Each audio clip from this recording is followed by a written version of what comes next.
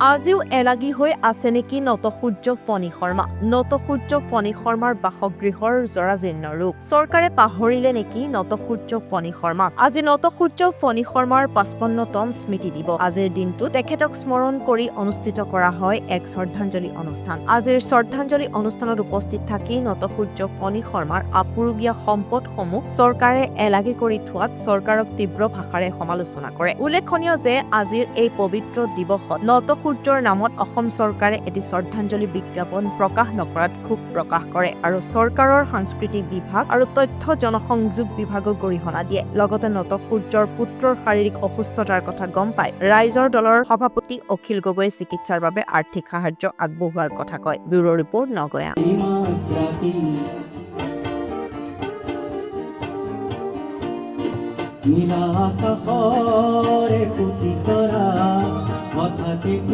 অখিল গগৈ ডাঙৰীয়া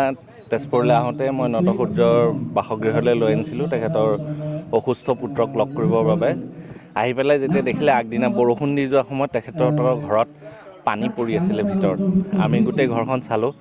য'ৰ পৰা নটসূৰ্য ফণী শৰ্মাৰ সৃষ্টি হৈছিলে সেই সৃষ্টি হোৱা জাগাখিনি যদি আজি এনেকুৱা জৰাজীৰ্ণ অৱস্থাত থাকে তেখেতে নটসূৰ্যদেৱৰ পৰিয়ালৰ পৰা সম্পূৰ্ণ পাৰ্মিশ্যন লৈছে যিহেতু ময়ো পৰিয়ালৰ সদস্য পাৰ্মিশ্যন লোৱাৰ ক্ষেত্ৰত ময়ো তেখেতৰ লগত কথা বতৰা পাতি আগবঢ়াইছিলোঁ আৰু অখিল গগৈ ডাঙৰীয়াৰ উদ্যোগত আজি ঘৰটো মেৰামতি কৰি থকা হৈছে আৰু সম্পূৰ্ণ মেৰামতি আৰু 4 দিনৰ ভিতৰত কমপ্লিট হ'ব আৰু সেই মেৰামতিৰ পিছত তেখেতৰ যিটো অসুস্থ অৱস্থা সেই অসুস্থতাখিনি ঠিক কৰিবৰ বাবে অখিল গগৈ ডাঙৰীয়াই নিজা উদ্যোগত গুৱাহাটীলৈ লৈ গৈ সম্পূৰ্ণ চিকিৎসা কৰাৰ দায়িত্ব গ্ৰহণ কৰিছে যেতিয়ালৈকে ঠিক নহয় তেতিয়ালৈকে ৰাইজৰ দলৰ আৰু অখিল গগৈ ডাঙৰীয়াৰ উদ্যোগত তেখেতৰ চিকিৎসা হ'ব আজি ৰাজ্যজুৰি নটসূৰ্য ফণী শৰ্মা দিৱস পতা হৈছে কিন্তু তেখেতৰ যিটো অৱস্থা সেই অৱস্থাৰ ওপৰত আপুনি কি অৱস্থাৰ কথা একো নকওঁ নটসূৰ্য ফণী শৰ্মা দেৱৰ সৃষ্টিৰাজি আৰু নটসূৰ্য ফণী শৰ্মা দেৱক যিখিনি সন্মান দিব লাগিছিলে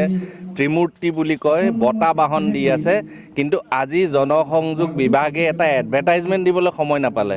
এনেকুৱা ধৰণৰ স্বীকৃতি এনেকুৱা ধৰণৰ কথাৰ কাৰণে আমি মানে ভাবিবলৈ বাধ্য হৈছোঁ যে